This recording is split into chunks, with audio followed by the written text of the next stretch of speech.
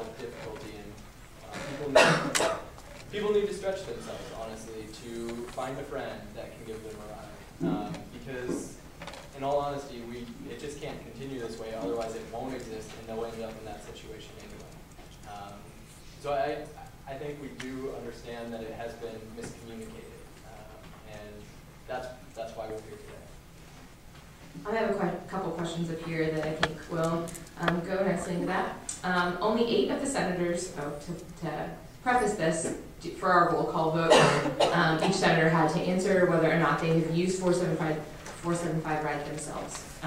So only 8 of the senators have ever used 475 Ride.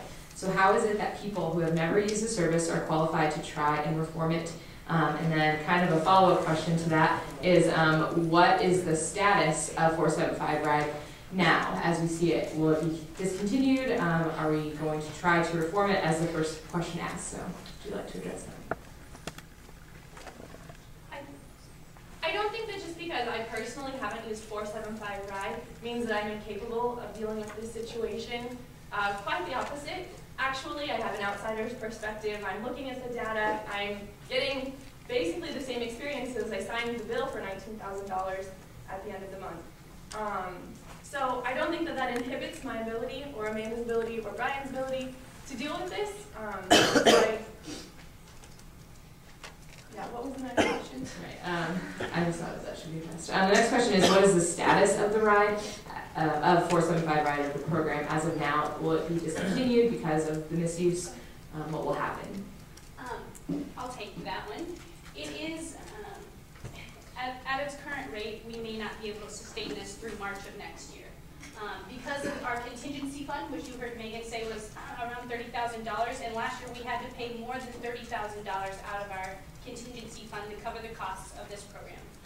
So at this point, we don't really want to bankrupt ASUN, your student government, unless, that's for the service. We also don't want to increase your fees unless this service usage is proven to be valid enough and worthy of raising your student fees, because we all realize how important paying student fees is to students, and keeping that at a lower cost if possible. So we're trying to get the best of both worlds here. And to kind of, again, go back on I know only 8 senators have used 475 Ride, and Megan addressed it pretty effectively. It's not necessarily, your cab experience isn't what we're trying to better, how you're sitting in the cab and your ride to and from necessarily. It's the availability that we're trying to really preserve and maintain here. And so what we're swimming in every day is the data telling us how available or not available it's going to be able to become in 6 months. So that's kind of my thought. And as the team responsible for managing the budget of student fees that you all pay every year, it's our responsibility to make sure that this service is working and being as cost effective as possible. And it's also our duty to make sure that if this service is not being efficient, it's not being effective, if it's being used improperly, then it needs to go. And so I don't want that to happen. I think that it's very important to always have something available to a student who's in need in an emergency situation. And so we're here tonight to tell you all how to better use it. We're going to continue telling people how to better use it for the rest of the semester and next semester so that we can continue to improve it so that it can stay. Okay, I think right back there, 3rd row. Okay, so I use 475 Ride because I don't have a car here, and I don't have a car here because parking is so expensive. Could this possibly be changed? Change the price of parking?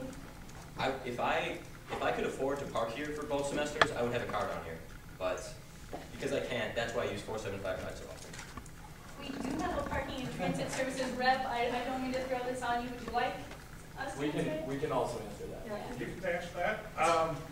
We can lower parking fees, but then they'd have to tear down and sell the garages to do it. Parking fees are set based on what it takes to pay off the bond. We had to build the garage because the parking that's taken up. We lost 500 stalls last year on campus because of construction. We lost 700 stalls the year before. Our only option is to go up. The garage at 19th and Vine is $16 million. And to meet bond debt on that, it's been planned, it's spread out over the years current parking permit fee was for that garage was started 2 years ago. So there are other options. There's perimeter lots. It's about half the price of meter permit. Yeah, I think that you also have to take a broad perspective of this. You're going to a university that you chose, sadly, or not sadly, luckily. sadly in the fact that it's landlocked. It's very much landlocked around it. There's not a lot of space open to build a lot of parking lots. If there was, we'd have cheaper parking passes. I think we're fortunate to be so close to downtown, but it has its downfalls. It really does. It's the reality of the situation, and there's nobody, I think, in the room or in the state who can change that. It's expensive. Yes. Yes, the UNL has never clarified what's included in student fees. Students are never aware of that, unlike many other universities do. So I see some kind of discrepancy there.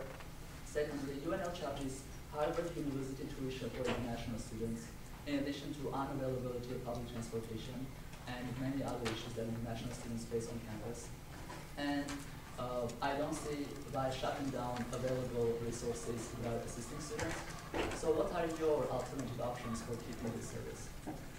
Okay, great. There were two things addressed just then. One was that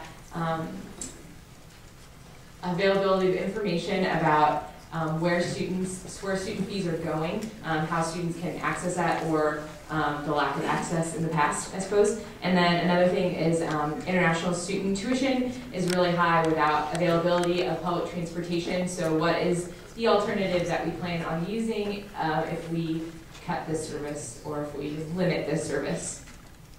Whatever you like to answer. So basically, what my role is to look at your student fees that you pay each semester. It breaks down numerous things. The state of Nebraska has, I don't know if it's a law or it's a statement that all money that's not used to pay for tuition to not pay for like, academic purposes is allocated as a student fee. And that's why we have programs. Basically, your student fees break down into two scenarios. They go to Fund A and Fund B. Fund A are programs, for example, University Programming Council, ASUN Student Government. There's the Daily Nebraska, as well as the Dailier, and the Lead Center, which is a 50% discount on student tickets, anything you can go to there. For the Fund B, it's our actual like student life facilities, such as the Health Center, the Rec Center, the transit services that provides bus service around campus, as well as the city unions, whether here and on East Campus. So that's really where it's going. My goal is to make that more transparent to other individuals. We've been going through ideas. One of the things we're trying to do is we're revamping the ASUN website, and we're trying to make the CFA website, which is the committee that I work for, more easier to read and understand. And one of the things we're trying to do is put up maybe banners or posters in all the big fee user areas. Like the unions, for example, see a banner that says, this is a CFA, or student fee sponsored area, just to get the student insight out about what we are involved in and what we support. Okay. I'll also follow up just on like the variety of locations. He mentioned the ASUN website. If you search for student fees anywhere in the ASUN or in the UNL website, you'll find it very easily. I will tell you what they are.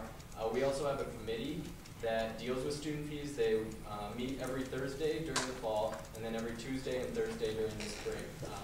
Depending on what the DN's kind of philosophy is, they'll report on the Thursday meetings during the fall, but sometimes they won't. But then every Tuesday and Thursday meeting in the spring, they report on. And there is an article for every meeting ever since I've been here about what's going on. You'll also find out that the Vice Chancellor for Student Affairs puts out a little brochure about what the fees are, kind of explains the philosophy behind them. And I think that it comes down to self-initiative. Any student who wants to know, the information's out there. It really is. And then to take your second question and attempt to kind of explain what we're trying to do, we recognized through our data collection that the international student population was definitely one that was in need of some transportation services. And it just so happened that 475 ride was very heavily relied on with that population. We met with International Affairs on Monday